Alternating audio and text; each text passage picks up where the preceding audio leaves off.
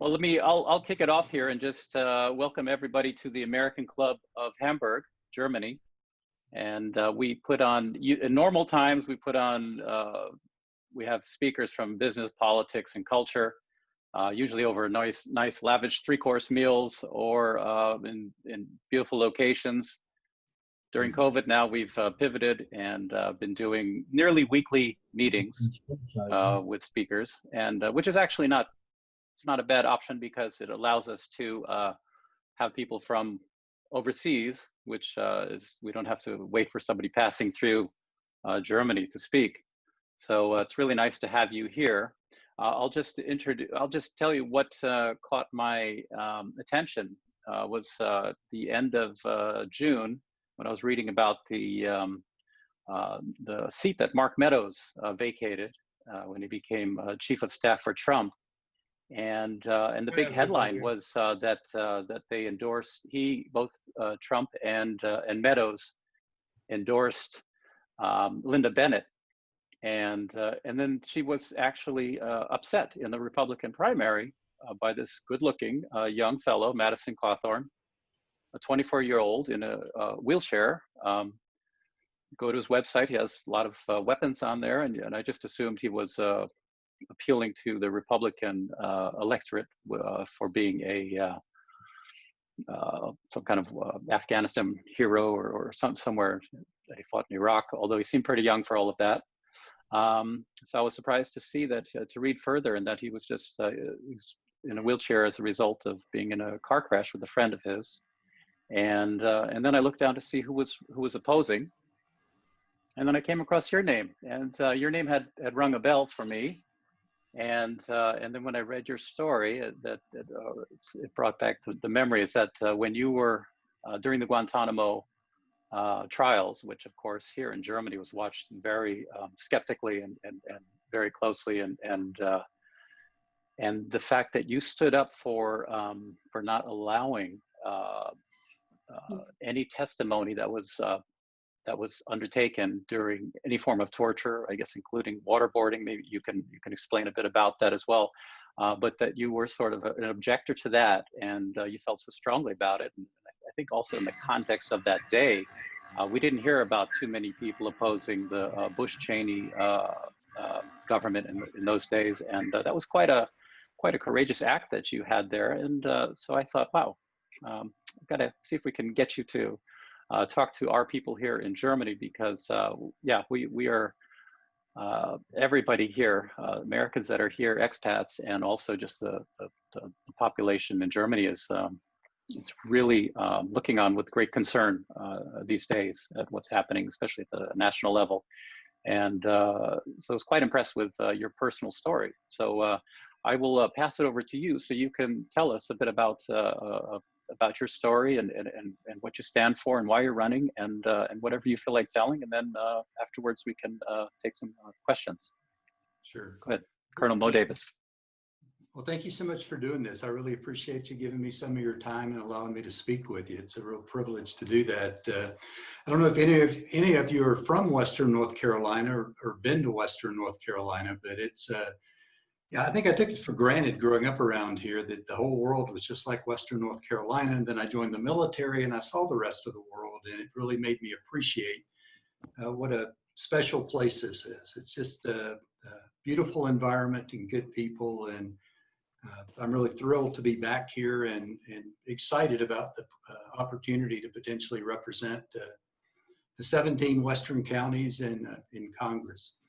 So, you know, as you said, I started out here in North Carolina. I was born in a little town called Shelby, and went from first grade through high school there. My dad was the commander of the American Legion post when I was growing up, and that was back, you know, not too long after World War II, when the Legion was still a very vibrant organization. And my dad grew up in Rutherford County in North Carolina, and he left to go to World War II, and he came home 100% disabled. He was in a training accident at Fort Bragg, where there were a group of men in the back of a truck during a training exercise, and the truck flipped over and everybody was thrown clear except for him, and it landed on his back and broke his back. So my earliest memories, I'll be 62 tomorrow, Oh, And wow. my earliest memories are, 55, 56 years ago, my dad saying, hop in the car, I'm heading up to Asheville to the VA hospital. So about a mile from where I'm sitting right now is that VA hospital, which is rated one of the best, if not the best in the country. And it was a sense of deja vu when my wife and I moved down here in May of 2019. And that's where I go to get my health care. And so it's like deja vu that 55 years later, I'm walking through the same doors that my dad went through. But I went to Appalachian State University undergraduate. I went to law school at North Carolina Central, and I took the bar and passed the bar in 1983. And my dad was thrilled. I think he was more excited about it than I was, because he never went to college. And for his son to be an attorney and to have passed the bar was a really big deal for him. And about a week after that, he had a heart attack not far from here and passed away. So I didn't have any burning ambition to serve in the military, but I felt like I owed it to my dad. I mean, he was so proud of his military service. He never complained about leaving here healthy and coming back 100% disabled. So I felt like I owed this moral obligation to him. And I thought too, if any of your attorneys, that for most young attorneys, when you get out of law school, if you join a firm, you do research and writing for the partners to go to court. And then after several years, you might get the opportunity to be second chair and then eventually move up. But in the military, you go through basic training, and shortly after that, you're in court. And so I joined, thought I'd get some experience and then come back to North Carolina, do my 4 years and come back. And it took me 36 years, but I made it back finally. And just kind of on a side note, I did get to do my first trial not too long after I joined the Air Force. And my opponent on the other side was a young captain from South Carolina. His name was Lindsey Graham.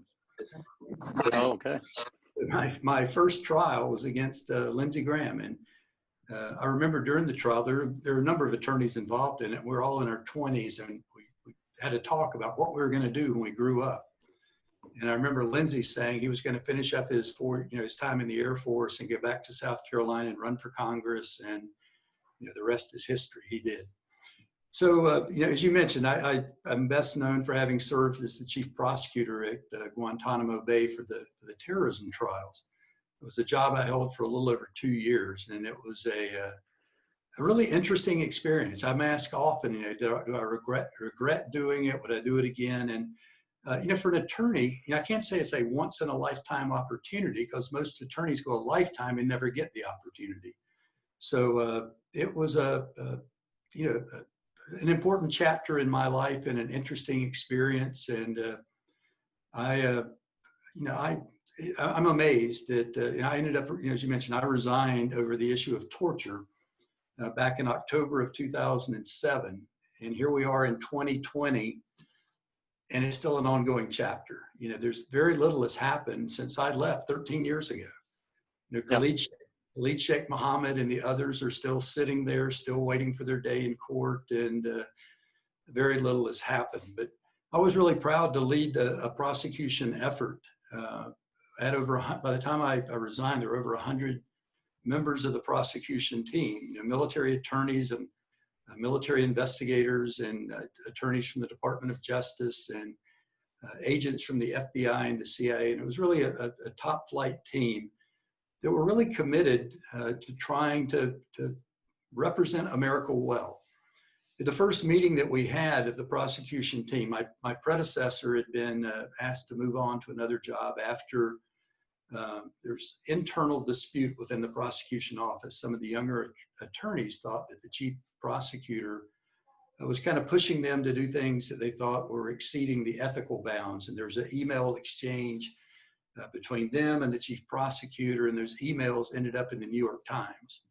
And so he was asked to move on to another job, and I came in. And that first meeting, I could tell, by the looks on the faces that the folks that had been there were looking to me for, what's the new guy going to expect of us? How far is he going to push us? And so I told them that people my age look back at Nuremberg with somewhat of a sense of reverence. At the end of the war, we didn't take the Nazis out and shoot them. We had trials. And some were acquitted and some were executed. But, I think we're proud of, at the end of the war, we didn't seek revenge, we sought justice. And so I told them that I wanted us to do these trials in a way that our grandkids, when they thought about Guantanamo, would think about it in the same mindset that we think of Nuremberg. And so we weren't going to use evidence of, I couldn't use the word torture like you did. It was called enhanced interrogation techniques. We had all these terms to try to make things sound better than they really were. Like when I was there were 3 of the detainees tried to kill themselves. And you couldn't use the word suicide. It was called self-injurious behavior. So we had all these terms to try to make it more palatable. But at the end of the day, we could prove the cases. Khalid Sheikh Mohammed, as you probably know, was indicted in the Southern District of New York before we ever captured him. And there's ample evidence to prove his guilt without using anything he ever said in our custody. So why do it? But by the summer of 2007, there were career military folks that were above me that supported my policies that had retired, and they were replaced by political appointees. And so by August, September 2007, I was being told that, President Bush said we don't torture, so who are you to say that we do? And you need to get that evidence and dust it off and get in there and get these guys convicted. And so that's when I lost confidence in my ability to do the kind of justice I think America stands for. And so I resigned. And I went to work on Capitol Hill. I went to work for Congress. I was a senior specialist in national security for the 111th Congress, and I was head of the Foreign Affairs, Defense, and Trade Division at Congressional Research Service, where my office, it was the largest division, and we serviced 8 committees in the House and the Senate, and I really enjoyed it. It was a great job, a really interesting group of people, mainly PhDs in some really esoteric areas that it was fun to come to work in the morning, get a cup of coffee and walk around and just talk to them about, what was going on in their area because they were so passionate about it. But, President Obama took office in January of 2009. I worked on the campaign. When I was in the military, you couldn't be involved in partisan politics. But when I retired in October of 2008, I got to campaign for Obama. He got elected, if you recall, the first day. The first thing he did was sign the Lilly-Ledbetter Act. But the second thing he did was sign the order to close Guantanamo Bay. So 2009 was shaping up to be a really good year. I had this new job as a senior executive in the government, and President Obama was going to close Guantanamo. And by the fall, he began to backpedal on that promise. And I think he did it because, if you recall, at that time, our economy was in a tailspin, and healthcare was his #1 priority. And I just don't think he anticipated the backlash, and he didn't want to put the political capital into closing it. If you remember, during the 2008 election, John McCain wanted to close Guantanamo. So it was a nonpartisan issue during the election. But when Obama took office, you remember Mitch McConnell said his objective was to make him a 1-term president. Yes. So I've often joked that if Obama really wanted to close Guantanamo, he should have said, I love the place and I'll keep it open forever. And McConnell closed it by March. But when he began to backpedal, I wrote an op-ed in the Wall Street Journal that was critical of the administration for trying to have this double standard justice. They were going to take some cases, the good cases, to federal court, and the bad cases leave to the military. And I wrote an op-ed saying they could legitimately do either one, but you couldn't have this 2-tier system of justice. And I got fired for writing the op-ed. So interesting, now I've aggravated the Republicans when I spoke out against torture during the Bush administration, and now I've aggravated the Democrats by criticizing President Obama. And when you live in Washington and you've aggravated the Republicans and the Democrats, finding a job can be a challenge. So I got a call one day from a lady that was the administrative assistant to Vernon Jordan. Oh. And she said, Mr. Jordan would like to meet with you. So I went to his law firm. And he said, a friend of mine told me about you. I read up on you and I admire what you did. And what can I do to help? And I said, well, a little tough finding a job now that I've aggravated both parties. And he picked up the phone and he called Kurt Smoke, was the dean of the law school at Howard University. And he called Kurt Smoke. And I spent 4 years on the faculty at Howard University, where they took me in with open arms. And I owe a debt of gratitude to the to Howard University, and I went to North Carolina Central, which is also a historically Black college. So I have 7 years in the HBCU community, and I won't forget the debt I owe them. So I did that for 4 years, and then I was a judge at the U.S. Department of Labor for the last 4.5 years, mainly doing black lung hearings for coal miners in Southwest Virginia, Kentucky, West Virginia. I knew nothing about coal mining, and in the eastern part of the country, the coal mines, I always picture a guy standing there with a pickaxe, chipping out coal. The coal mines in this part of the country generally are about 30 to 36 inches high. So these were men that had spent their entire career, decades, on their hands and knees, crawling through coal mines, sucking in coal dust. And unfortunately, for many of them, they also smoked 2 packs of Camel No Filters every day. It was often difficult to determine what had caused their respiratory problems. But it's a dirty industry on the front end. And here in Asheville, there's a Duke power plant that just converted to gas. And there's a big issue on what to do with the coal ash that's left over. So coal is it's not the future. So I'm a big advocate for green technology and alternative energy. So as I said, we moved, my wife and I moved here in May of 2019. I had finished up all my trials. I had some decisions to write that I could do by teleworking. So we moved here to Asheville, which if you've never been here, it's just, as I said, a beautiful place. Biltmore Estate, it's the Vanderbilts. If you remember Anderson Cooper, his family. Sure. Built a beautiful estate here in Asheville. It's a big draw for tourism. And I've often described Asheville, if you've never been here, as the Berkeley of the Blue Ridge. So if you picked up Berkeley, flew it across the country, dropped it in the Appalachian Mountains, you've got Asheville. It's a very progressive, very accepting, very democratic area. So it's a blue dot surrounded by a sea of red. And now it's a blue area, but the Cook Political Report had classified the 11th district as solid Republican. How is it polling now that you've entered? Yeah, we just did some polling right after the 4th of July. We were waiting. I ran in the primary. I won on the Democratic side after Mark Meadows announced he was not going to run. There were 12 Republicans that ran. Nobody got, you have to have 30% not to go into a runoff, and nobody got 30%. So the top two, there was a lady named Lynda Bennett. Miss Bennett was the best friend of Mark Meadows' wife. And Mark Meadows, here in North Carolina, you can file to run between December 2nd and December the 19th. He waited until December the 18th, the last full day, to announce that he wasn't going to run. And Miss Bennett had already pre-registered her web domain that had been created by Mark Meadows' brother. And so she clearly knew ahead of time he was not going to run, and everybody else had to scramble. But she ended up in a runoff with Madison Cawthorn, who you mentioned earlier. So we waited until after the runoff. COVID-19 delayed the runoff until June 23rd. Our pollster said we need to wait till there's a name on the other side rather than trying to, polling's difficult if it's me against A or me against B.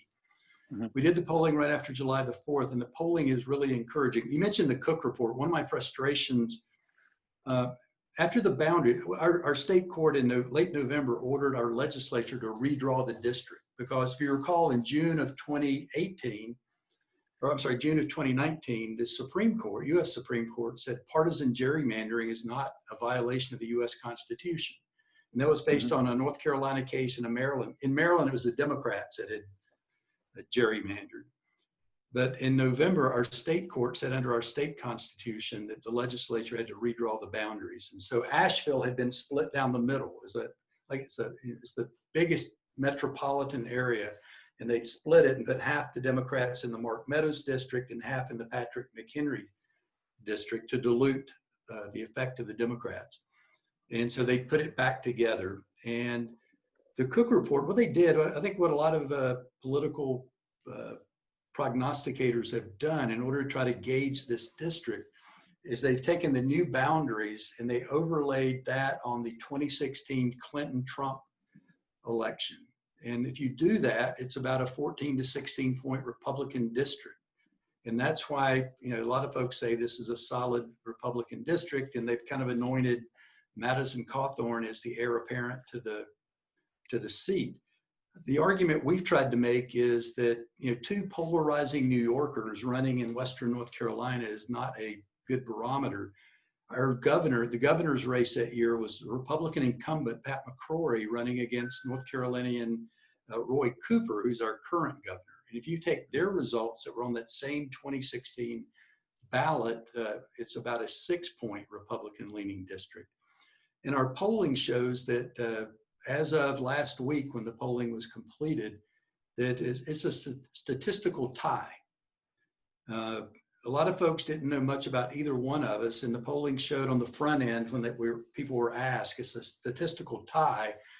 But as they got more information about the two of us, my background in the military and what I've done, and my opponent, as you said, he's 24 years old. He was homeschooled. He never went to college. He's never had an adult job. After voters learned about us and our positions, that I end up winning by a handy margin. So we're really encouraged that we can pick up this seat. You may have seen, I was on Morning Joe. Madison's been on a bunch of shows, and a lot of folks have said, he's the new fresh face and the new voice of the Republican Party. And I've said, well, maybe it's like old wine in a new skin. It's a pretty package, but within that package, he has said that he wants to balance the budget by ending welfare, because welfare encourages minority women to stay home and have babies so they can get bigger checks. Yeah. So that sounds more like Strom Thurmond than it does a new voice for 2020 in the Republican Party. You mentioned the photo with the guns. He's big. The three things he talks about are his affinity for Donald Trump, his love of guns, and his anti-abortion stance. And I think what folks in this district want to talk about is COVID-19 has really, I think, underscored problems we were facing. We have 17 counties, 14 of the 17 were above the poverty level, the average poverty level before COVID-19. All 17 of the counties, the uninsured rates were above the national average in every county in the district. Our schools, when I grew up in North Carolina, we were really proud of our school system. Our kids now in the rural counties rank in the bottom third of the country in math and reading. And then broadband. For a lot of folks in our county, I can sit here and talk to you in Germany, but I can't reach folks on the other end of this district. We have counties, nationwide in the US, 92% of Americans have access to broadband. North Carolina is ahead of the curve. We're about 94%. We have counties here in Western North Carolina where it's less than 50%. So when COVID-19 hit and kids got sent home with laptops from school, for many of our kids, they became paperweights, because if you don't have broadband, you can't utilize online education. A lot of folks had never heard the term telemedicine until COVID-19 hit. But again, if you don't have broadband, you can't use it. I mentioned I used the VA hospital. We had a bulletin last week from the VA, and it was saying that since March the 1st, the telemedicine appointments are up 1,000% at the VA. But again, if you're a veteran up in the hills and the hollers here in Western North Carolina and you don't have broadband, you can't use that benefit. So I think those are the issues that folks are really concerned about, the things that impact their life today and tomorrow and their kids' future, not these dog whistle issues that my opponent is interested in. So that's kind of where things stand. As I said, we're really excited. We've got a real opportunity to pick up this seat. North Carolina, Cal Cunningham is running for Senate against Tom Tillis. Cal's also a military veteran and a really good guy. And Roy Cooper, our governor's gotten really good marks on being prudent in the way he handled or is handling COVID-19. So I'm really optimistic about November and the Democrat chances here in North Carolina. Well, it is a bit surprising that Roy is that you have a Democratic governor in the state, so that's already good. And I know he's endorsing you and supporting you as well. How receptive are people in your area to your green policies, your broadband? How are they picking up on that? I think quite well. But the Green New Deal. I get if you remember with Obamacare. This is still a Republican-leaning district, a conservative area. The last Democrat to represent this district was Heath Shuler. He used to be the quarterback for the Redskins, Heisman Trophy runner-up, who also is supporting me. But Heath was a blue dog. He was a conservative Democrat.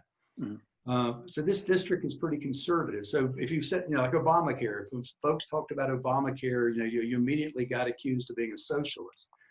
But if you said, well, what do you think about letting people with a pre-existing condition get insurance? They go, well, that's a good idea. But what do you think about letting your kids stay on until they're 26 so they can get out and establish before they've got to get insurance?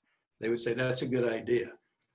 They loved the particulars, they hated the label. And Green New Deal falls into that category. If you go out and say, oh, I'm for the Green New Deal, they say you're a socialist. But if you say, how would you like not to write a check to the power company every month? They like that. And for the price of what most folks are paying for power, you can put in, my wife and I just moved into our house about a month ago. We have solar and geothermal and battery backup. And for about the price of what your power bill is, you can do solar. And you can also reach some of those conservative voters on national security grounds. Because if you can say, look, if you can make your power on your roof, we don't need troops sitting in the Middle East guarding pipelines and shipping channels. So I think, when you can talk about pocketbook issues and national security, there's folks on the other side that are receptive to that.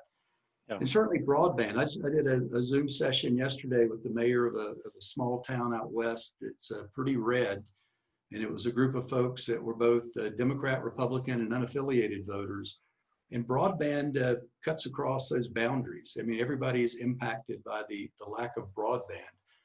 And I talked about our poverty rate was high to begin with. It's hard to attract industry here if you don't have broadband. I mean, it's like water and electricity now. It's an essential utility, and folks aren't going to come here without it. So I've found folks on the other side are quite receptive to green technology, and broadband are issues that resonate across the board. Well, glad to hear that, because of course here in Europe, well, personally in my day job, I work on sustainable urban development issues. I do work with a lot of EU programs, and right now we're working with the European Green Deal issues, and also the EU Urban Agenda and the UN Sustainable Development Goals.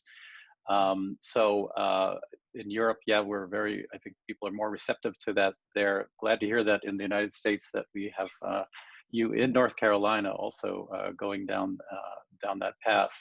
Well, I don't think a lot of people recognize North Carolina ranks second in the nation in solar energy production behind California. So even though I think we're viewed largely as a conservative state, I think we're really a purple state. But alternative energy has really gotten a foothold here in North Carolina. So I'm encouraged that I think our way out of poverty here in Western North Carolina is to make it the epicenter for developing. Like my house here, we've got panels on the roof that are made in America, but they're not made here in Western North Carolina. So I think that's it's got a lot of potential. Now, if you if you win the election on November 3rd, what committees would you like to be serving on? I know it's not easy when you come in as a freshman for your choice, but if you would choose your committees, what areas would you like to be working on? Yeah, I think I can get good committee assignments. I mentioned I work at Congressional Research Service. At the 111th Congress, when they came in January of 2009, they get sworn in on a Tuesday, and then on Friday they get on a train and they go to Williamsburg for the new members orientation.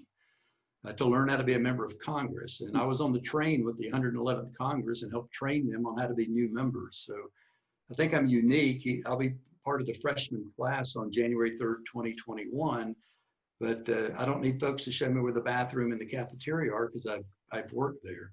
And as I said, my division serviced 8 of the committees in the House and the Senate. Armed services obviously would be a good fit for me. I worked with Ike Skelton on procurement reform, which is something I've heard about since 1983 when I joined the military, and we never quite get it done. So I'd love to be on armed services to work on issues like procurement reform.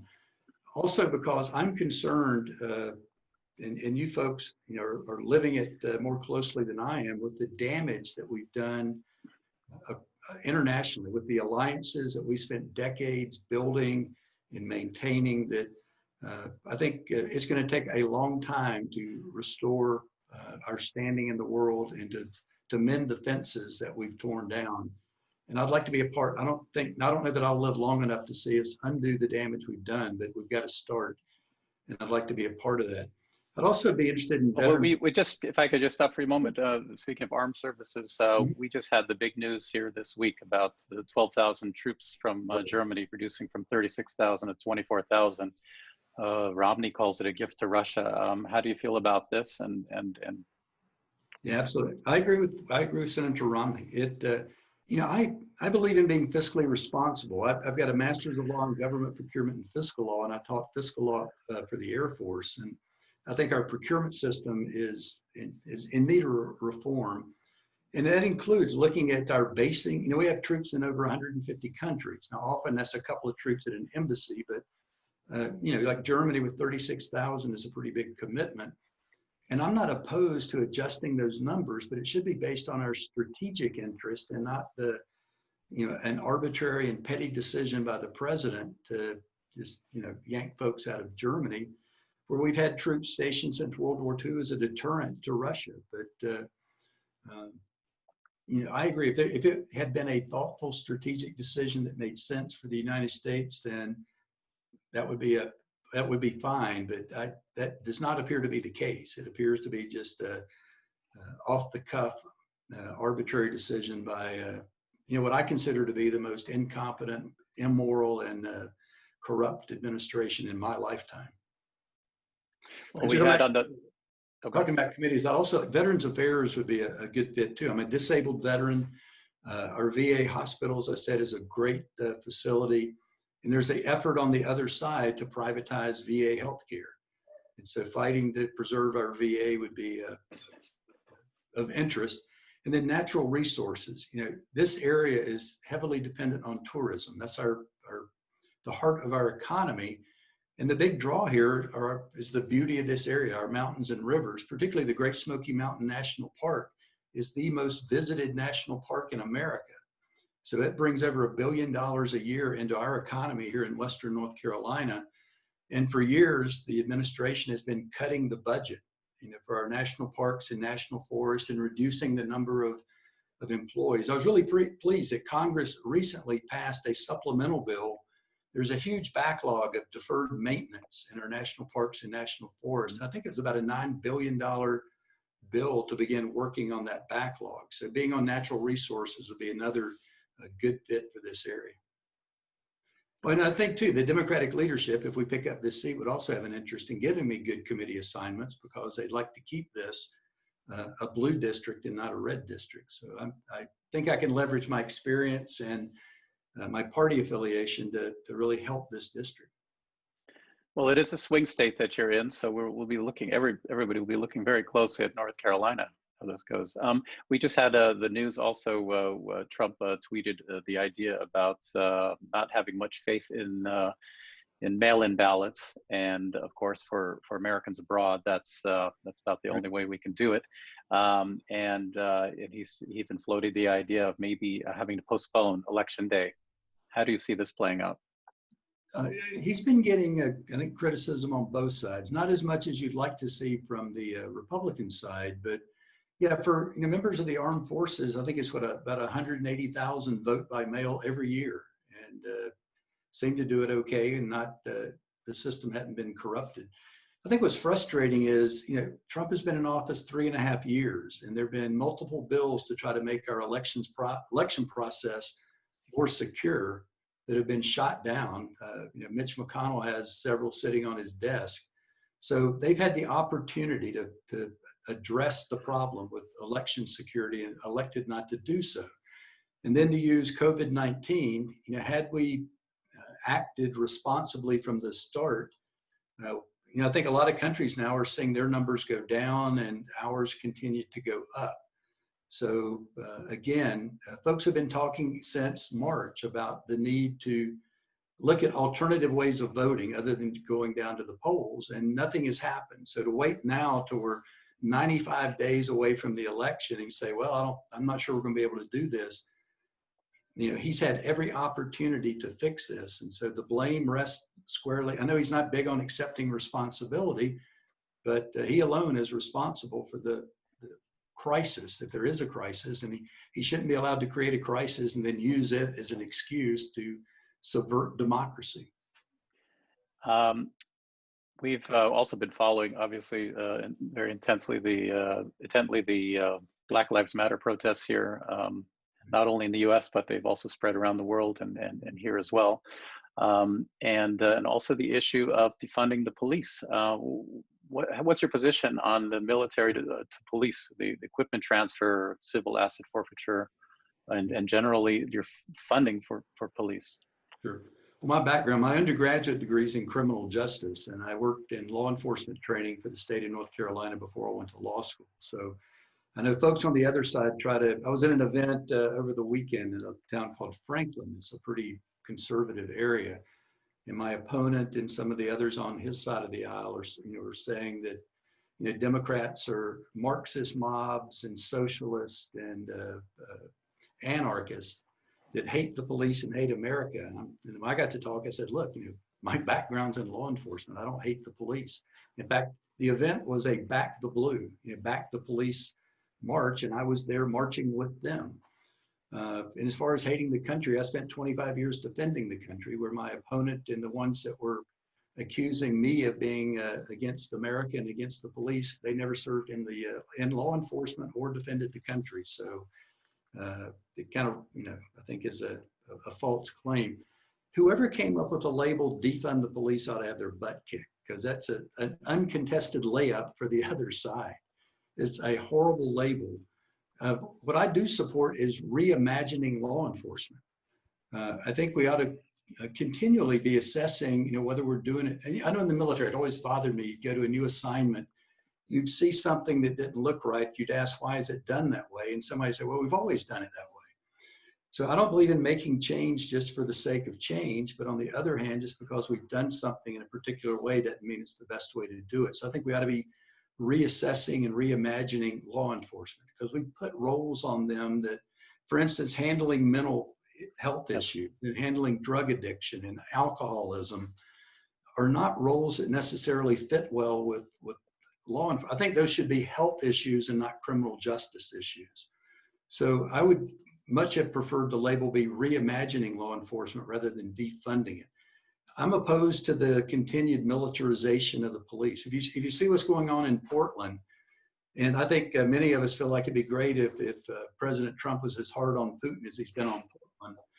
But those folks are dressed in military. Military wears camouflage because in war you want to blend in.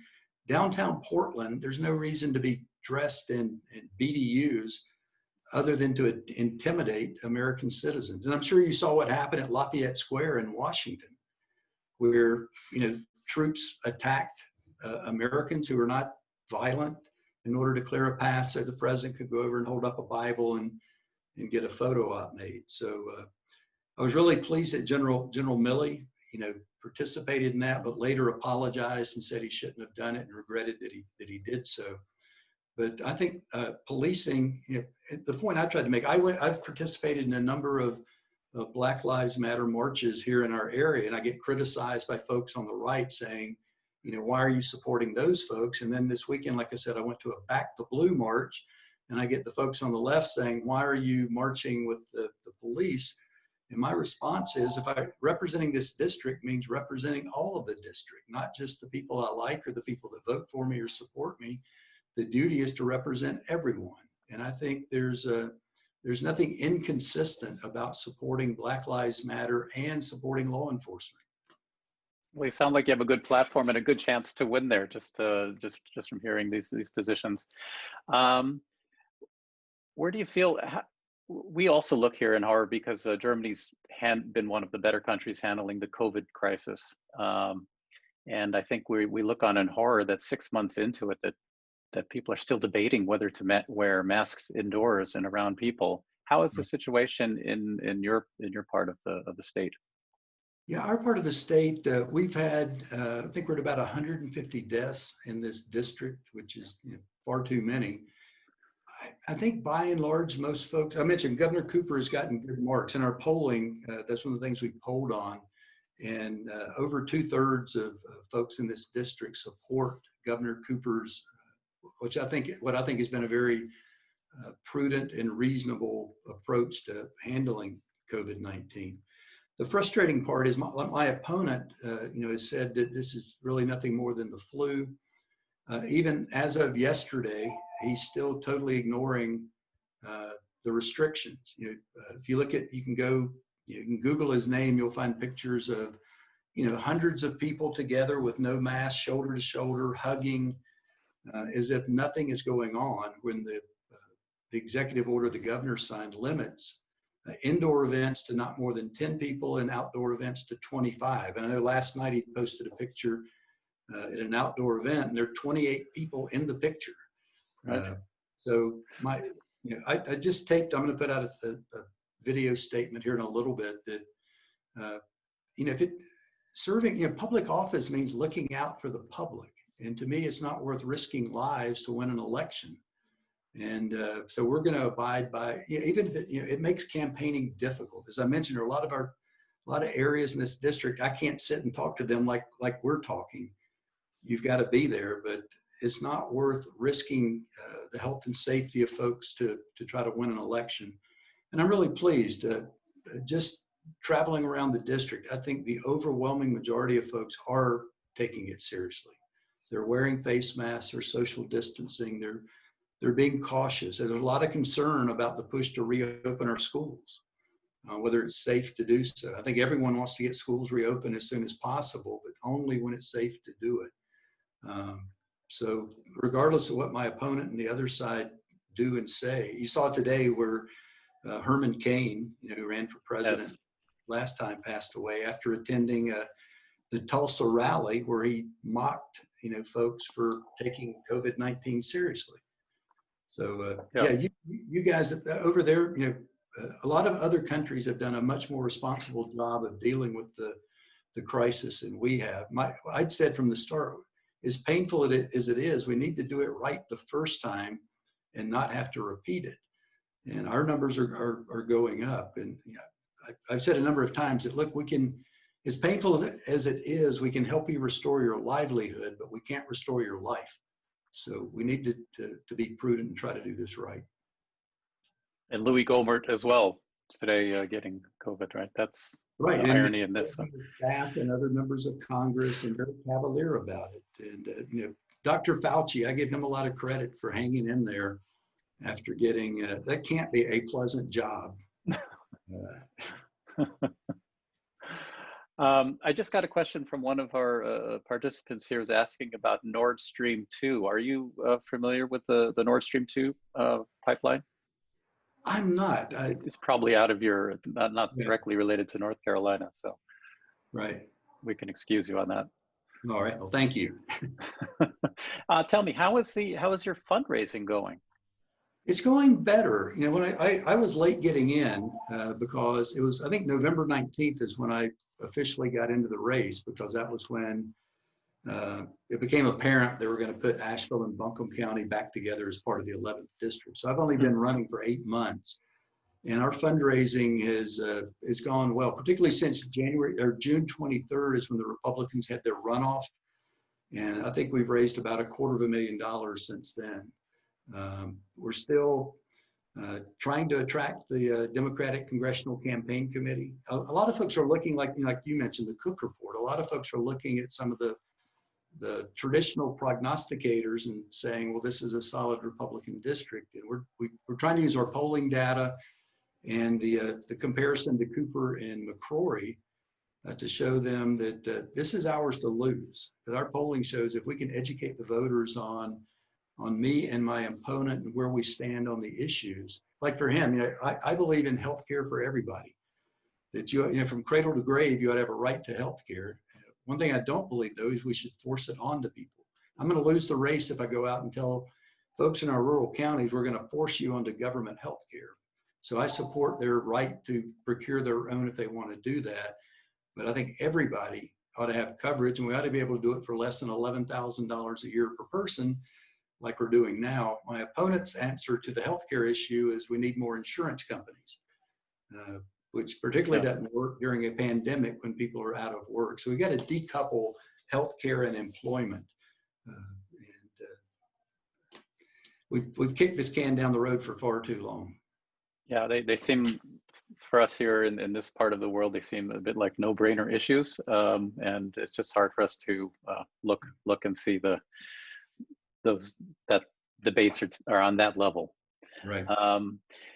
I just got a question here, and I know you do have a stance on marijuana use, but somebody said, yeah, where do you stand on drug decriminalization? Yeah, I kind of mentioned that we're talking about law enforcement. I think we ought to treat drug addiction as a health issue and not a criminal justice issue. And again, it kind of ties in, a lot of these issues, when you start talking about them, they're really concentric circles that overlap. I think a big issue in our polling, and one that's apparent just by being around the district, is the opioid crisis, which again ties into healthcare and how do we address it as a criminal issue or a health issue. So I favor, on my website, you can see I favor the legalization of marijuana, expunging records for folks that have been convicted. I think hemp, we have a lot of agriculture is big in this district, and hemp has a lot of potential as a cash crop. But I think the drug problem is one that we ought to be treating from a health standpoint rather than a law enforcement standpoint. And I believe that we ought to be holding the manufacturers, we ought to be treating them like we do drugs that aren't manufactured through pharmaceuticals, but folks that knew the addictive qualities and put profits ahead of people ought to be held accountable and pay the tab for the damage that they've done. And it's clearly an issue, but again, it ties into education. If we can improve our education where folks see a future rather than despair, keep some of those people from getting hooked on opioids. So I think a lot of these issues link together, and we can't address just one. You've got to take a holistic approach.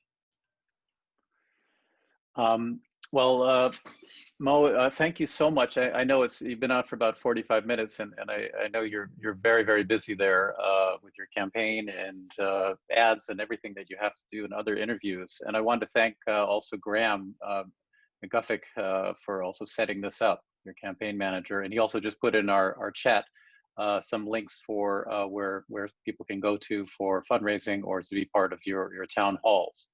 We'll be definitely tracking your campaign now, so you'll see that people all of a sudden in Germany will be watching Moe Davis. We do have expats here from North Carolina. In fact, one of our board members is from North Carolina as well for the American Club. You're in a swing state. This is a real great opportunity you've given us to have a glimpse into what it's like behind the scenes of a campaign here and your issues. We've recorded this so that we will be able to play it and people will be able to see it for some time to come. So I just want to thank you very much, Moe, on behalf of the American Club and our participants here and everybody that will be seeing you through our social media. Thanks for joining us, and we wish you good luck, and maybe down the line as we get closer.